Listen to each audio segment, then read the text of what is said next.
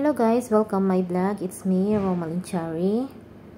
Don't forget, like, subscribe my YouTube channel. Today, the topic about my vlog. Dahil 1 taon na si baby, kailangan niya na magpagupit. Sa ating mga Pilipino, mostly, pag 1 years old, kailangan gupitin ng baby. Small cut lang, or anong gusto ng gupit ng parents. Pero sa culture ng mga Indian, kailangan ito kalbuhin, babae man o lalaki, kailangan talagang malinis na malinis. Kalbong-kalbo talaga siya. And so far, wala akong choice na pagdibatihan na namin to ng aking husband. Pero sabi niya, kailangan sumunod sa culture dahil ang isa daw sekreto ng mga Indiano, kaya makakapal ang mga buhok nila, dahil nga daw sa kanilang culture na kailangan kalbuhin ng bata para daw maging strong ang buhok at para kumapal. Pero nag-search naman ako, totoo naman kang pag-search ko, ang culture nila na pagkalbo sa bata is napakalaking tulong para mag-grow lalo ang buhok. Actually, this cut here, I'm very pain my heart dahil nga ang dream ko magkaroon ng baby girl, but si God binigyan niya ako ng isang baby boy na healthy ang hair. Pero I'm so happy dahil mahabang buhok niya, healthy, and na ito ay na-enjoy ko sa 1 taon. Kasi mostly 5 months pa lang siyang haba na ng buhok niya. Super na-enjoy ko na sa pagtatali. Lahat ng gusto ko ng design sa isang baby girl, nagawa ko kay baby boy ko na si Swarit. I'm thankful. Na-enjoy ko talaga yung pagiging mahaba ng buhok niya. Kung makikita niyo sa video, tahimik pa siya sa first cut ng kanyang hair. Wala pa siyang kamahalin-mahalay. Ano nangyayari sa kanyang buhok?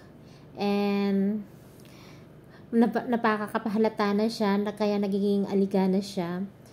And pangiti-ngiti lang ang mother, pero sa totoo lang sakit.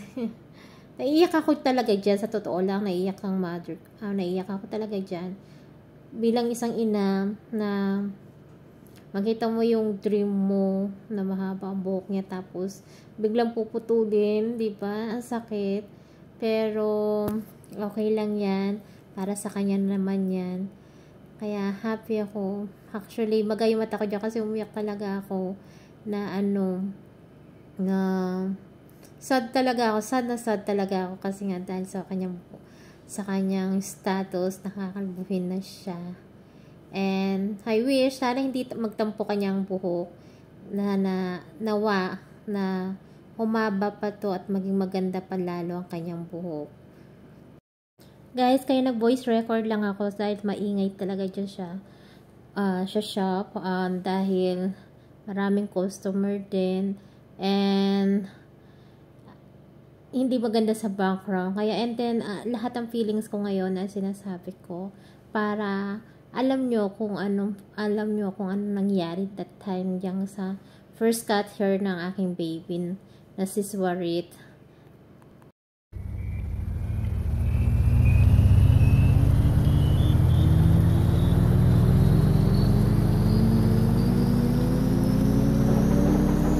Ayan, finally guys, tapos na rin ang kanyang paggugupit sa akin baby.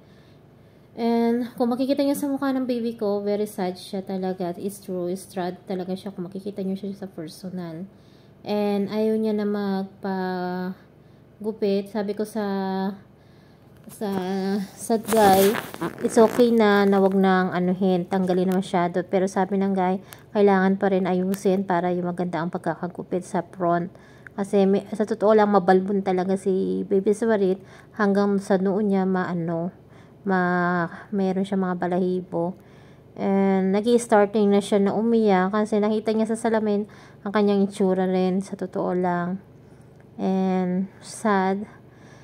And no choice talaga siya. Yan na, nandyan na, tapos na rin. And tingnan nyo guys, mamaya kung anong talagang itsura ni baby. Very sad talaga. Ayan, tapos na finally. Guys, kung nakita niyo yung mukha ni Swarito, very sad talaga. And nag-start na rin siyang umiyak dahil ano na siya, hindi na siya komportable.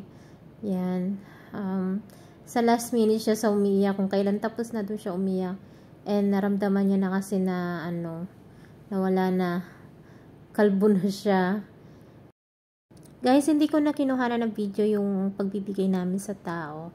And yun lang guys. Thank you for watching. Don't forget, like, subscribe my YouTube channel, Roma Linchari. Bye guys. Thank you for watching. Thank you.